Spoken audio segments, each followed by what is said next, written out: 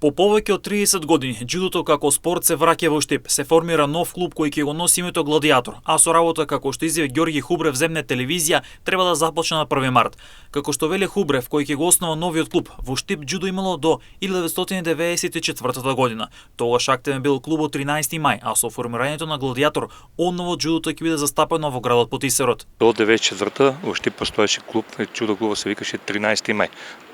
Во кој ја бев долги години како такмичар и член на клуба. Новиот клуб ќе се вика Гладиатор. Кога клубот ќе започне официјално со работа од 1 март, тогаш ќе се вршат и уписи, а возрастната граница на полните 6 години во машки и женска конкуренција.